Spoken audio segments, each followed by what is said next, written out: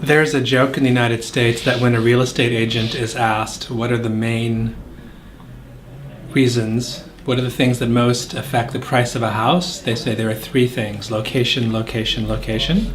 And I think when it comes to poverty, there are three answers for why poverty persists: politics, politics, politics. The first kind of politics that's relevant involve the fact that in many countries policies are adopted that aren't related to the promotion of long-term growth and poverty reduction. And when those policies change for a variety of political reasons, countries can go on a new growth trajectory, which then lowers poverty rates. What happened in China in the early 1980s or India in the early 1990s are good examples of how when countries can shift to a new growth paradigm, to labor-intensive growth, you can actually reduce poverty. And that politics often stands in the way because certain interest groups are opposed to adopting those policies. The second way in which politics matters is that better social policies can reduce poverty. A number of countries have adopted better social policies around the world over time. These include social transfers programs, investments in health and education, but it takes a certain kind of politics to initiate these things.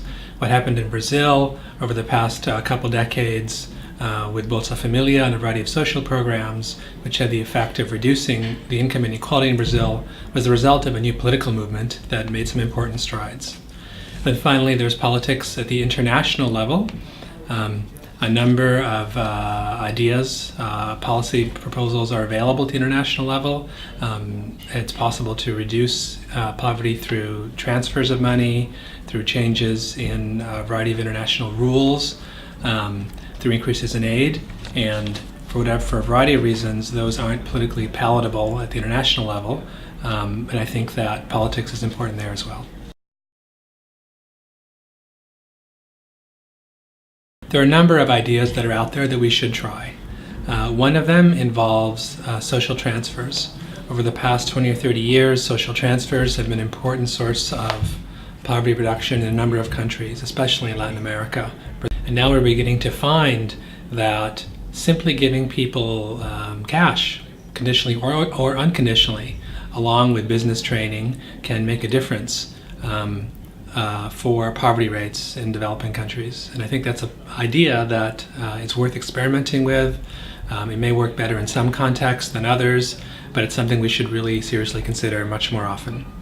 There are also, of course, standard ideas that have been around for a long time that we could do much more about. Making healthcare coverage universal and available would help people not only remain healthy, but protect them from the income shocks that accompany bad health, which is a big source of people falling into poverty in developing countries.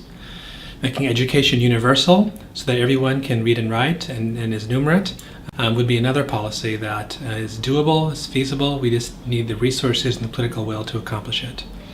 And then finally, there are more complicated policies involving labor-intensive growth, macroeconomic stabilization, which are also important and that we can do.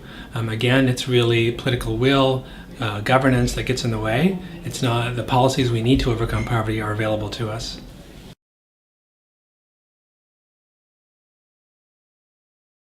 For me, the Millennium Development Goals are primarily, for lack of a better word, a slogan, or to use a more positive term, a rallying cry. What they try to do is motivate people to care about poverty reduction and development. They aren't actually vehicles for changing institutions.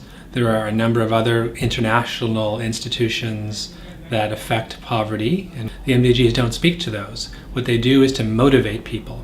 And I think the most useful motivational form for the MDGs involves universal targets, universal health care for everybody, universal education for everybody. They need to be easy to grasp, relevant and important to motivate people to act more effectively. I think we should think of them in the analogy of human rights, where some things are universal, salient, speak to everyone. I think that's the most effective use of the MDGs.